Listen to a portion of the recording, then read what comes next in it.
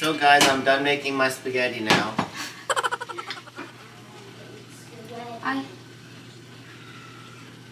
What do you need me to do, Guppies? You want me to put it in? Yeah.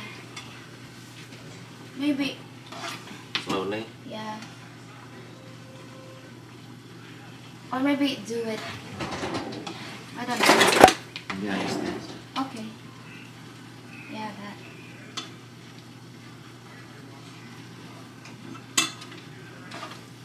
See, it's so stupid. I love you, love.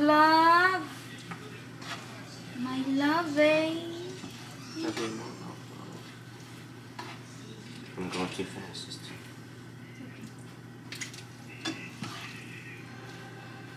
Our Filipino style spaghetti is ready. Said we'll eat now.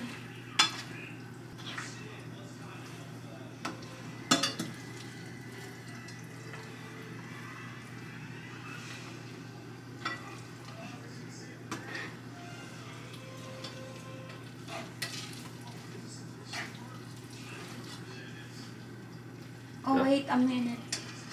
Wait a minute, Falanga.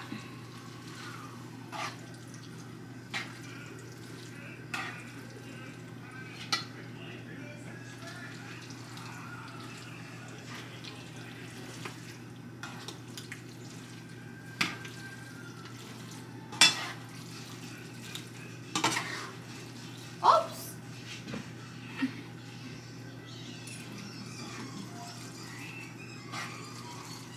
This is lots.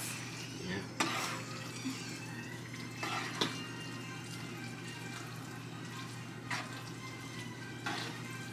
Can do more lots.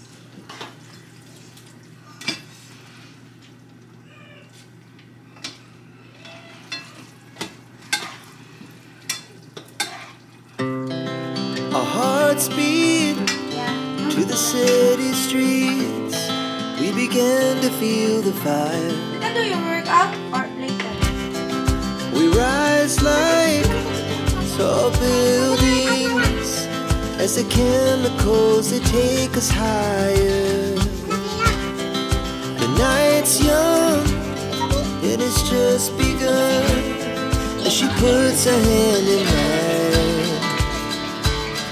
We wanna chase the night, wanna dance to the light, pull stars from the sky, just two hearts running wild. Never sleep, never stop.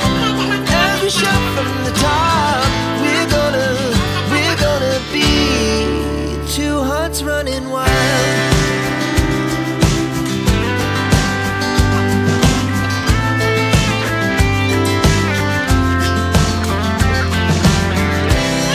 Now the morning is the afternoon.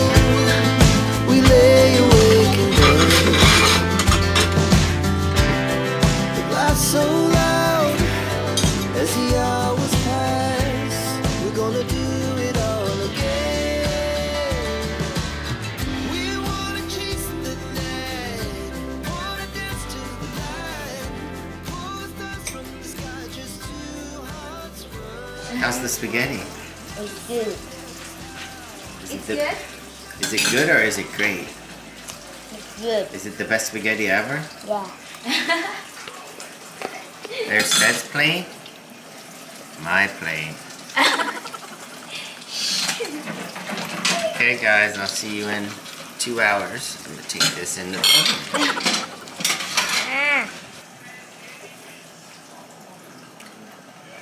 So Aunt Bon go to Mom's house last, Today? like last night. I guess.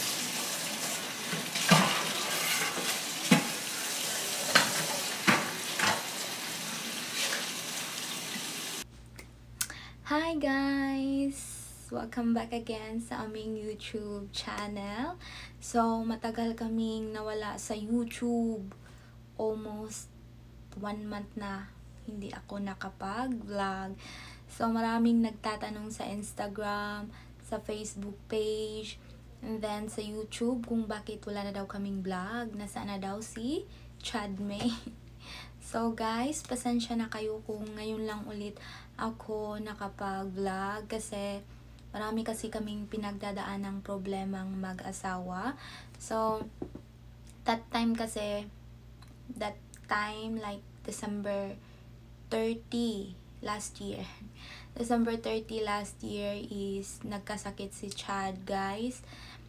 Nagkaroon siya ng COVID-19. So, at first is masakit yung katawan ni Chad. And then, para daw siyang binugbog ng 10 tao. So, hindi namin alam that time na COVID pala yun. And then, after that is nagkaroon siya ng fever and cold. So, I think after 3 days is nagpa-test siya sa nagpa-test siya ng COVID, guys. And ayun, nagpositive si Chad. So, I think mga 2 weeks din bago siya naka-recover. Then, after that na naka-recover si Chad is ako naman yung nagkasakit. And then, sumunod si Sed. So, sunod-sunod kaming nagkasakit. And then, nag-welcome kami ng New Year na may sakit. Oh my gosh. So, hindi kasi, ang hirap guys pag magkasakit, lalo na pag COVID. Kasi that time, para akong mamatay sa sakit ng katawan ko. And then, hindi pa ako naka-recover sa sakit ng likod ko that time. Kasi that time, before nagka-COVID si Chad is, nagpa-chiro ako guys. Dahil yung likod ko is sobrang sakit. Sobrang sakit siya. Kaya ayun, nagpa-chiro ako. And then, after that, nagka-COVID. So, ayun. Hindi pa nga ako naka-recover sa likod is nagkasakit na naman. And then, that time guys na may COVID ako. Kasi, naka-recover. Ang tagal kong naka-recover guys. Like, magti 3 weeks ata yun. Tapos, hindi ko alam na Tapos, that time then is dinugo ako guys. Kasi magti 3 months na, I thought is buntis na talaga ako. Kasi magpipiti na sana ako guys. And then, nung nilagnat ako is nag-start na akong duguin. So, ayun, nakakasad. Nawalan ako ng gana. Kasi, I thought na buntis na talaga ako. Pero hindi pa pala. I think, lang siya guys. Yung tawag kasi sa Bisaya is layag. Nangyayari kasi yan sa akin na mag 2 months na hindi duguin, na walang period, ganon. Tapos, after 2 months is duduguin na. So, yung tawag sa Bisaya is layag. Ewan ko kung anong tawag dyan sa Tagalog. And then, magpipiti na sana ako. Kasi I want to see kung totoo na talagang buntis. Pero, dinugo ako. Kaya yun, nalungkot ako guys. Kasi, of course, gusto ko ding magkaanak kami ni Chad. And then, gusto ko magkaroon kami ng baby na ganyan. Gusto ko kamukha ni Chad. Gusto ko babae. Pero, ayun. So, ayun, nawala na ako ng gana mag-vlog. Tapos, ewan ko ba kung nakakalungkot lang talaga kasi nag-expect na talaga ako guys na ngayon buntis ako. Pero di pa pala. So, I know may plan si God sa amin. And then, I'm sure darating din sa amin yan. Pasensya na kayo kung wala kaming vlogs for 3 weeks. So, nawalan talaga ako ng gana. And then, marami kaming pinagdadaan ng problema. So, yan. Ang hirap talaga magkasakit, guys. Dito sa abroad. And then, taglamig pa. Sobrang lamig. Mahirap magkasakit na malayo sa pamilya. So, ayun.